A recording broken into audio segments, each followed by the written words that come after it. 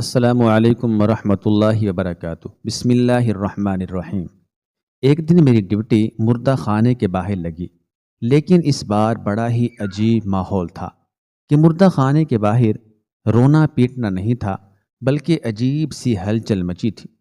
لوگ مردے کو دیکھنے کے لیے ضد کر رہے تھے، جبکہ مردے کی حالت اتنی بگڑی ہوئی تھی کہ ڈاکٹر نے دیکھنے سے بھی منع کر دیا۔ ڈاکٹر مردے کو مردہ خانے میں رکھا ہے۔ میں صفائی کرتی ڈاکٹر کے روم کی طرف گئی تو اندر سے آتی آوازوں پر دنگ رہ گئے۔ بے یقینی سے اندر جھانکا کہ گویا میں نے جو سنا وہ سچ ہی ہے یا کوئی جھوٹ، لیکن وہ سچ تھا۔ میں فوراً پیچھے ہٹ گئی کہ کہیں کوئی میرا چہرہ نہ دیکھ لے۔ اگر کسی کو معلوم ہوا کہ میں نے ان کی باتیں سن لیں تو مسئلہ نہ ہو جائے۔ میں وہاں سے ہٹ کر فوراً مردہ خانے کے پاس چلی گئی، جہاں آج میری ڈیوٹی لگی تھی۔ پہلے مجھے اتنا ڈر نہیں لگتا تھا، کیونکہ مجھے مردے دیکھنے کی عادت ہو گئی تھی۔ دن میں کئی مردے یہاں لائے جاتے تھے اور برف خانوں میں رکھ دیے جاتے تھے۔ میں اندر صفائی کا سامان لے کر گئی تو میری حالت خراب ہونے لگی۔ نہ جانے کیوں میرا دل کہہ رہا تھا کہ کچھ غلط ہوگا، یہ آنکھوں سے کچھ پوشیدہ ہے جو بہت برا ہے اور میرے گلے پڑے گا۔ میں اپنے ذہن کو جھٹکتی اور اپنی سوچوں کو قابو کرتی اندر کی صفائی کرنے لگی، جب یہ دیکھ کر دنگ رہ گئی کہ ابھی جو مردہ آیا تھا اس کی تازہ لاش سرد خانے میں رکھی ہی نہیں گئی تھی، بلکہ باہر سڑنے کے لیے چھوڑ دی گئی تھی۔ میں آگے بڑھی۔ مجھے اس لاش پر بڑا ترس آیا، کیونکہ جو راز میں اس لاش کے متعلق سن کر آئی تھی اس نے مجھے ڈرا بھی دیا تھا۔ میں نے ایک بار اس لاش کو دیکھنے کا سوچا کہ ایک بار اس لاش کو دیکھوں تو صحیح کہ وہ ہے کون۔ اس ارادے سے میں نے اس کی چادر کی طرف ہاتھ بڑھایا، جو سفید چادر اس کے وجود پر پڑی تھی، لیکن اگلے لمحے ہی میں ہلکی آواز میں چیختی ہوئی دور ہوئی، کیونکہ میری چادر کو ہاتھ لگاتے ہی وہ وجود ہلنے لگا تھا۔ میرے اندر ہلنے کی بھی ہمت نہ رہی تھی کہ میں تھر تھر کانپ رہی تھی۔ آواز حلق میں اٹک گئی تھی۔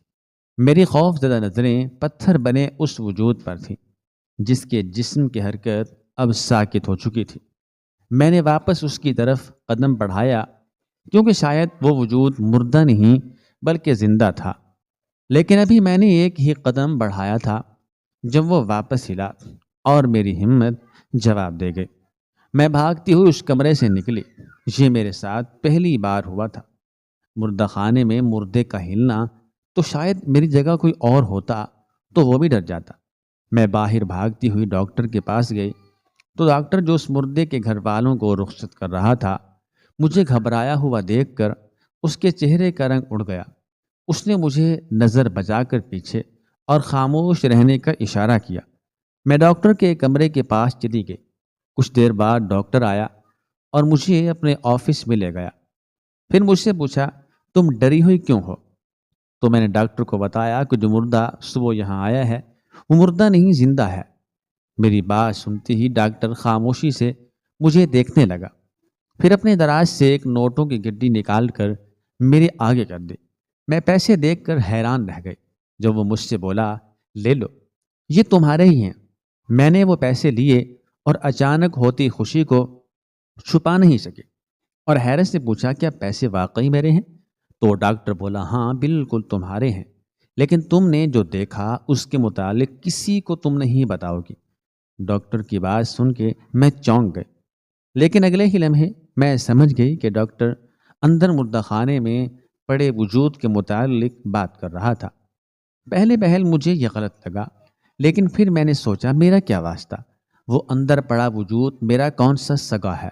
اس لیے میں نے وہ پیسے رکھ لیے اور خوشی سے حامی بھی بھر لی۔ پھر میں اس ڈاکٹر کے ساتھ واپس اسی کمرے میں گئی۔ اس ڈاکٹر نے اندر جاتے دروازہ بند کر دیا اور اپنے کوٹ کی جیب سے انجیکشن نکال کر اس وجود کو لگا دیا، جبکہ وہ بری طرح لگا تھا۔ انجیکشن لگنے کے بعد بالکل سن ہو گیا اور بے جان بھی۔ یہ سب دیکھتے میرے ہاتھ پاؤں کانپنے لگے اور رونگٹے کھڑے ہو گئے۔ یہ سب کیا ہو رہا تھا؟ کیا ڈاکٹر نے اس کا قتل کر دیا تھا؟ میں بے یقینی سے ڈاکٹر کو دیکھ رہی تھی جب وہ مجھ سے بولا کہ تم اب جلدی سے یہاں کی صفائی کرو اور اپنی آنکھیں، کان اور زبان بند رکھو۔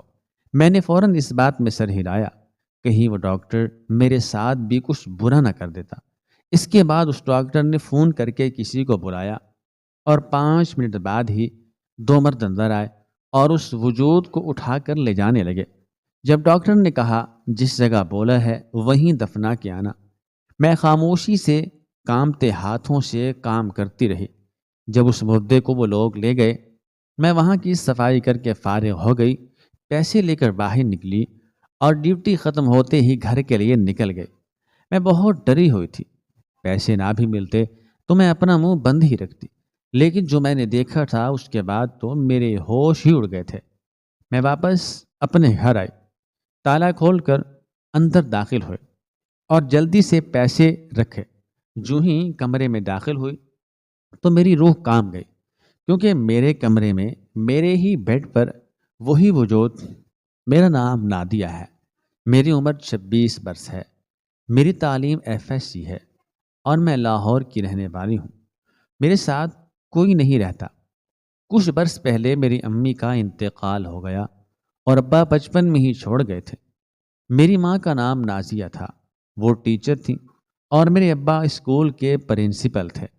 میرے ابا کو میری اماں سے محبت ہو گئی، جبکہ میرے ابا میری اماں سے 8 سال بڑے تھے۔ ابا نے اماں سے محبت کی شادی کی اور انہیں بہت اچھے سے رکھا۔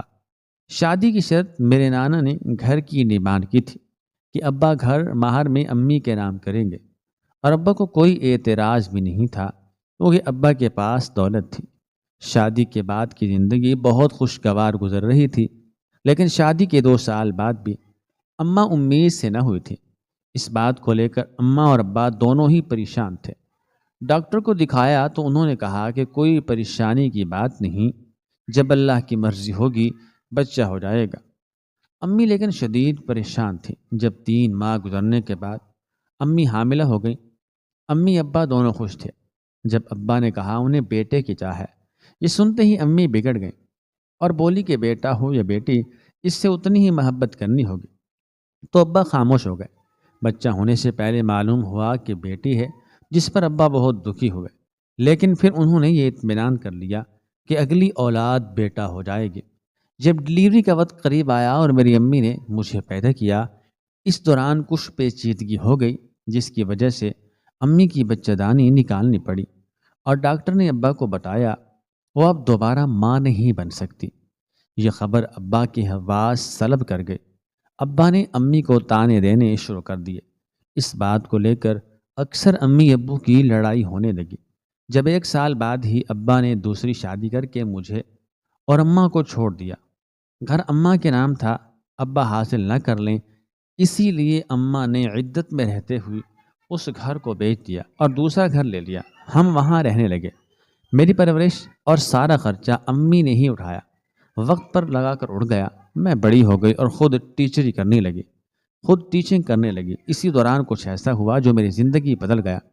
ایک بہت بڑا زلزلہ میری زندگی میں آیا، جو امی کے ساتھ میری زندگی بھی اجاڑ گیا۔ جب کچھ عرصے بعد ہی میری امی کا انتقال ہو گیا تو میں نے ڈر کے مارے اپنا گھر بدل لیا کہ کہیں جو کچھ وقت پہلے ہوا وہ دوبارہ نہ ہو جائے۔ پھر میری نوکری بھی بدل گئی۔ اب میں کرائے کے مکان پر تھی، اس لیے خرچہ بڑھ گیا تھا۔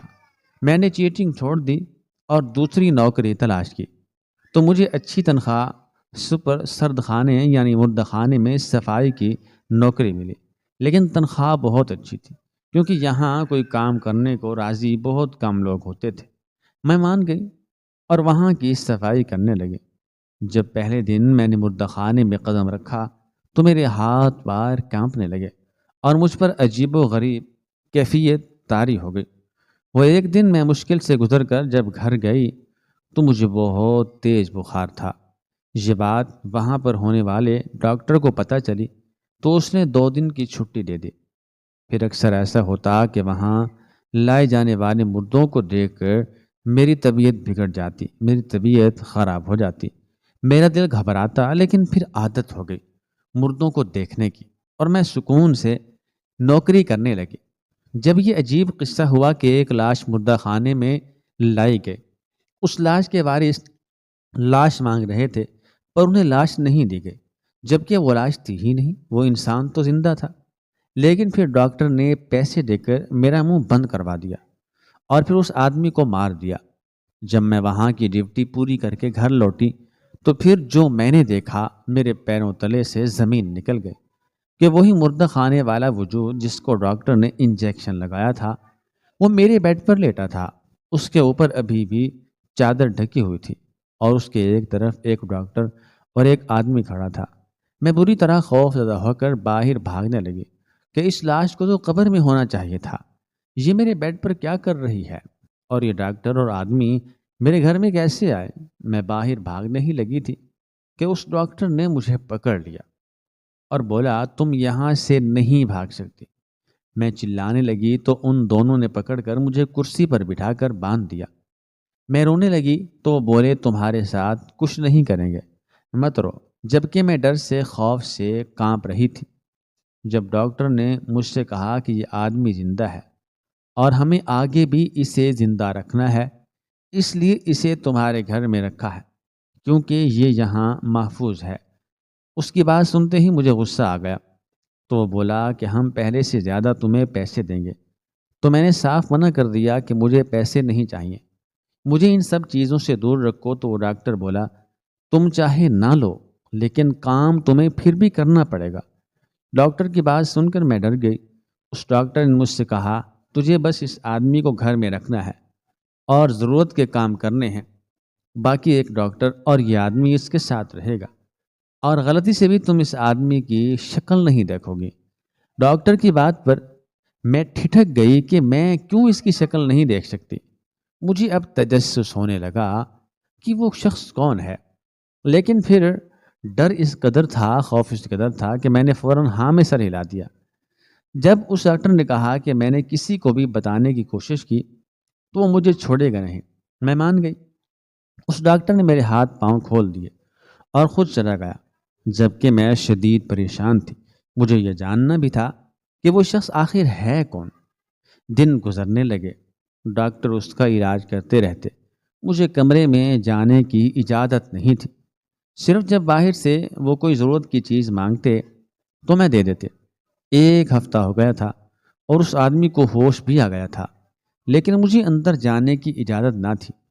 ایک دن رات کے 2 بجے میری آنکھ کھلی تو میں نے باہر آواز سنی۔ میں کمرے سے باہر نکلی تو دیکھا جو گارڈ اس آدمی کے لیے مقرر کیا گیا تھا وہ باتھ روم جا رہا تھا۔ اس کے باتھ روم جاتے ہی میں اس آدمی کے کمرے میں گئی تو دیکھا وہ آدمی بیڈ کی دوسری طرف کروٹ لیے سو رہا تھا۔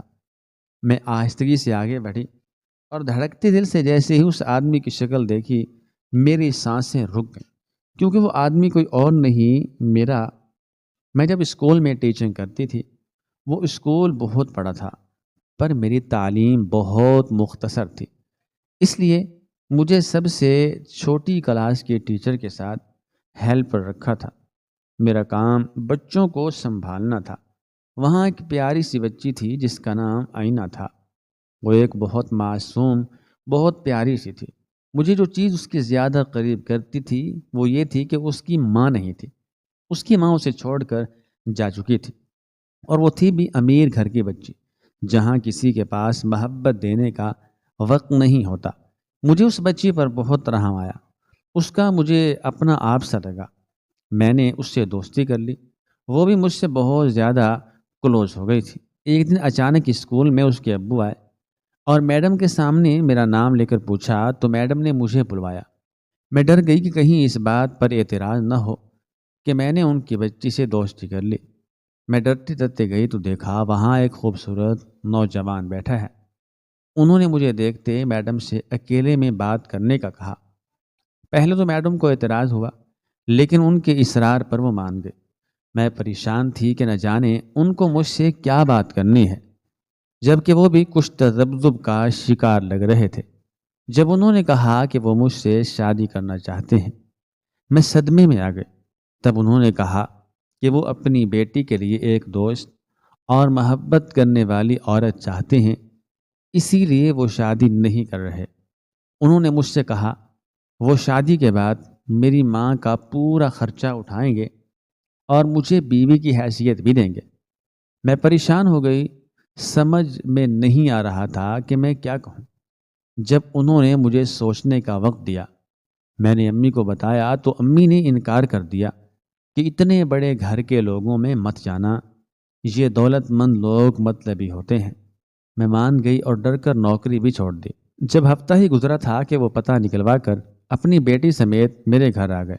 میں ڈر گئی، پر انہوں نے آ کر امی سے بات کی، ان سے اصرار کیا تو امی کو ماننا پڑا۔ انہوں نے امی کے سارے خدشات دور کر دیے اور پھر میری شادی ان سے ہو گئی۔ وہ مجھے اپنے ساتھ اپنے گھر لے گئے۔ ان کی بیٹی بھی بہت خوش تھی، پر میں کچھ خوف زدہ تھی۔ ان کے گھر میں بہت سارے لوگ تھے۔ میرے ساس سسر زندہ نہ تھے، پر تایا چچا وغیرہ تھے۔ مجھ سے مل کر کوئی بھی خوش نہ ہوا، بلکہ میرے شوہر کو باتیں سنائیں کہ کس سڑک چھاپ کو اٹھا لیا، پر میرے شوہر نے انہیں جھڑک دیا اور کمرے میں لے آئے۔ مجھے کہا میں ان کی کسی بات پر کان نہ دھروں، صرف ان کی بیٹی کا خیال رکھوں۔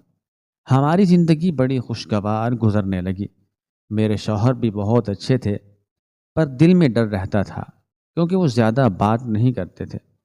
میں جانتی تھی انہوں نے صرف مجھ سے اپنی بیٹی کے لیے شادی کی تھی۔ انہوں نے مجھ سے شادی کے پہلے روز کہا کہ وہ مجھ سے کچھ نہیں مانگتے، صرف دو چیزوں کے سوا، کہ میں ان کی بیٹی کے مخلص رہوں اور دوسرا میں وفادار رہوں، اور ساتھ دھمکی بھی دی کہ اگر میں نے کسی اور سے تعلقات استوار کیے تو وہ جان سے مار دیں گے۔ مجھے بھلا کیا اعتراض ہوتا، لیکن ہماری شادی کو چند ماہ گزرے تھے جب میرے شوہر کسی ضروری کام سے باہر ملک گئے۔ جب میرے شوہر کی چچی اور ان کی بیٹی میرے پاس آتی اور مجھ سے باتیں کرتی، 15 دن بعد ان کا رویہ یکسر بدل گیا۔ وہ میرے پاس آئیں اور جو کیا وہ دیکھتے میں پتھر رہ گئی، کیونکہ ان کے پاس میری کچھ نازیبہ تصاویر تھیں جو کسی غیر مرد کے ساتھ تھیں۔ وہ تصاویر میری نہیں تھی، پر اس میں شکل میری ہی تھی۔ انہوں نے مجھ سے کہا کہ میں سب کو چھوڑ کر چلی جاؤں، ورنہ وہ یہ تصاویر میرے شوہر کو دے دے گی اور پھر وہ میرے اور میری ماں کے ساتھ بہت برا کرے گا۔ میں ڈر گئی تھی کیونکہ یہ بات میرے شوہر بھی مجھے بول چکے تھے۔ میں نے بہت منتیں کی، پر وہ نہ مانی، تو میں ڈر کے چلی گئی۔ انہوں نے مجھ سے شرط رکھی کہ جس گھر میں رہتی ہوں مجھے وہ بھی چھوڑنا ہوگا۔ میری امی بھی ڈر گئی تھیں۔ ہم نے گھر بھی تبدیل کر لیا۔ وہ وقت بہت مشکل تھا۔ میری زندگی اجڑ چکی تھی۔ میرے حالات کی وجہ سے میری ماں کی طبیعت خراب رہنے لگی تھی اور پھر ان کا انتقال ہو گیا۔ میں بہت غم زدہ تھی، لیکن اب پھر خود کو سنبھالنا تھا، اس لیے واپس نوکری کی تلاش شروع کی۔ اور اس بار جو ہوا وہ میرے ہاتھ پاؤں پھلا گیا تھا، کیونکہ سامنے بیڈ پر موجود انسان کوئی اور نہیں بلکہ میرا شوہر تھا۔ میں سانس رو کے کھڑی تھی جب اچانک اس نے آنکھیں کھولیں۔ میں وہیں روتے روتے جیسے جم گئی تھی۔ میری آنکھوں سے متواتر آنسو بہہ رہے تھے۔ میرے شوہر کا سر پٹی میں جکڑا تھا اور وہ کھڑے ہونے کی حالت میں نہیں تھے۔ وہ مجھے وہیں سے دیکھ رہے۔ جب مجھے پاس آنے کا کہا، میں وہیں ڈروتی کھڑی رہی۔ جب گارڈ واپس آیا اور مجھے اندر دیکھتے بھڑک گیا۔ اس سے پہلے کہ وہ مجھے نکالتا، میرے شوہر نے اسے باہر نکلنے کو کہا اور اسے بھیج کر مجھے واپس بلایا، تو میں آہستہ آہستہ چلتے ان کے پاس چلی گئی۔ جب انہوں نے میرے ہاتھ پکڑ لیے، میں ایک دم ڈر سے سفید پڑ گئی۔ جب وہ نم لہجے میں بولے کہ تم چچی کے ڈرانے پر کیوں بھاگی؟ کیا تمہیں خود پر یقین نہیں تھا؟ ان کے پوچھنے پر میں بری طرح رونے لگی اور کہا، آپ مجھ پر بھروسہ نہیں کرتے، اپنی چچی پر کرتے۔ ان کے پاس جھوٹا ثبوت تھا۔ میری بات سنتے وہ بولے کہ تم میری بیوی ہو، تم پر ہی یقین کرتا۔ تم سے شادی میں نے جانچ پڑتال کر کے کی تھی، میں سب کے آگے تم پر یقین کرتا۔ وہ بولے تو میں رو دی۔ میں نے پوچھا، آپ کو یہ سب کیسے پتا؟ تو بولے، تمہارے جانے کے بعد چچی نے وہی تصاویر مجھے دکھا کر کہا کہ تم اس لڑکے کے ساتھ بھاگ گئی۔ ان کی بات سنتے میں دنگ رہ گئی۔ میں نے فوراً نفی میں سر ہلایا۔ جب وہ دوبارہ بولے کہ مجھے معلوم تھا وہ جھوٹ بول رہی ہیں، میں نے شکوے بھری نظروں سے انہیں دیکھا اور پوچھا، اگر معلوم تھا وہ جھوٹ کہہ رہی ہیں تو مجھے ڈھونڈا کیوں نہیں، مجھے تلاش کیوں نہیں کیا؟ تو میری بات پر وہ بولے کہ یقین تم نے میرا نہیں کیا تھا، مجھے چھوڑ کر تم گئی تھی تو میں کیوں ڈھونڈتا؟ ان کی بات پر میں اور رونے لگی تو وہ میرے آنسو صاف کرنے لگے۔ میں نے ان کو بتایا امی کا انتقال ہو گیا، میں اکیلی ہو گئی ہوں۔ میرے روتے ہوئے کہنے پر وہ بولے اکیلی نہیں ہوئی، شوہر ہے تمہارا۔ اس کے بعد میں نے ان سے پوچھا کہ کیا ہوا، آپ کی یہ حالت کیسے ہوئی؟ میں نے انہیں بتایا کہ ڈاکٹر کو اس دن روم میں بات کرنے کا سنا تھا، انہوں نے کسی سے پیسے لیے تھے آپ کو مارنے کے۔ میں کہتے کہتے رک گئی، تب میرے شوہر نے مجھے بتایا کہ وہ میرے شوہر کے سگے چچا نہیں، اور انہوں نے میرے شوہر کو مارنا چاہا تھا تاکہ ان کی دولت حاصل کریں، اور وہ بہت مشکل سے بچے ہیں، جبکہ اپنے خاندان کی نظر میں مر چکے ہیں، ان کی نکلی قبر بھی بن چکے۔ میں یہ سب سنتے رونے لگی تو انہوں نے کہا سب ٹھیک ہو جائے گا، وہ بالکل ٹھیک ہوتے ہی ان سب سے نمٹ لیں گے۔ میں نے ان سے پوچھا کہ ہماری بیٹی کہاں ہے؟ تو انہوں نے بتایا میرے جانے کے بعد ہی اس کو انہوں نے اس کی سگی ماں کے پاس کچھ عرصے کے لیے بھیج دیا تھا۔ اس بات کو سال ہو گیا، اور جنہوں نے یہ سب کچھ کیا وہ جیل کی سلاخوں کے پیچھے ہیں، اور اب میں خود بھی ماں بننے والی ہوں۔ مجھے اس بات کا احساس ہو گیا کہ میرے شوہر مجھے صرف اپنی بیٹی کے لیے لائے تھے، بلکہ اب مجھے یقین ہے، میں جان چکی ہوں کہ اب وہ مجھ سے محبت کرتے ہیں۔ بہنوں اور بھائیوں میں رشتوں میں اعتبار بہت ضروری ہے۔